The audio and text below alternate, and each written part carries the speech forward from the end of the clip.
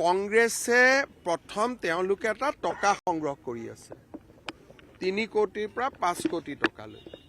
আৰু যাৰ অভিযোগ আপোনালোকে কেইটামান দিনৰ পিছত খোলাখুলিকৈ পাব নেতাসকলে ঘৰত বিয়া পাতিবৰ কাৰণেও টকা সংগ্ৰহ কৰি আছে যে ভাই আপোনালোকক আমি টিকট দিম আপোনালোকে মোক এতিয়া এডভান্স দিয়ক এইটোও চলি আছে কিন্তু কোন কেইটা সমষ্টিত চলি আছে 22ৰ পৰা 23টা আমাৰ মিয়া সমাজৰ দুৰ্ভাগ্য যে তেওঁলোকে কংগ্ৰেছক ভোটো দিব লাগে টকাও দিব লাগে আপোনালোকে বুজি পাব তেওঁলোকৰ দুৰ্ভাগ্য ভোটো দিব আৰু টকাও দিব আৰু এভিকশ্যনৰ সময়ত কংগ্ৰেছ দলে সহায় নকৰে আজিও তেজপুৰত এভিকশ্যন আছে কংগ্ৰেছ দলেতো সহায় নকৰে আজি তেজপুৰত আমি 5000 বিঘা মাটি এভিকশ্যন কৰিম তো কংগ্ৰেছৰ মিয়া সমাজৰ মই দুৰ্ভাগ্য বুলিয়ে ক'ম যে তেওঁলোকে কংগ্ৰেছক টকাও দিব লাগিব ভোটো দিব লাগিব আৰু কংগ্ৰেছ তেওঁলোকৰ বিপদৰ সময়তো তেওঁলোকৰ লগত নাথাকে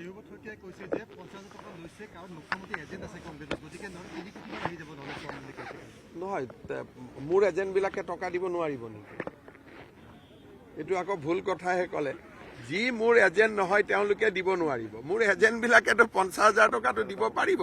কাৰণ মোৰ এজেণ্টবিলাক কোনবিলাক যি আগতে মন্ত্ৰী আছিল MLA আছিল মোৰ লগত একেলগে পাৱাৰত থাকোঁতে কংগ্ৰেছ কৰিছিল গতিকে তেওঁলোকৰ হাততো ইমান টকাটো থাকিব ডেফিনেটলি বিজেপিৰ জিলা সভাপতিয়ে নিৰ্বাচনৰ বাবে মন মেলিব নোৱাৰিব এনেকুৱা এটা নীতি আছিল আমাৰ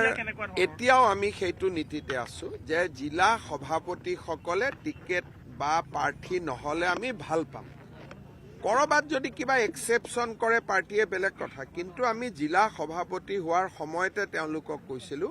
যে আপোনালোক যদি জিলা সভাপতি হয় আপোনালোক টিকট নিবিচাৰিব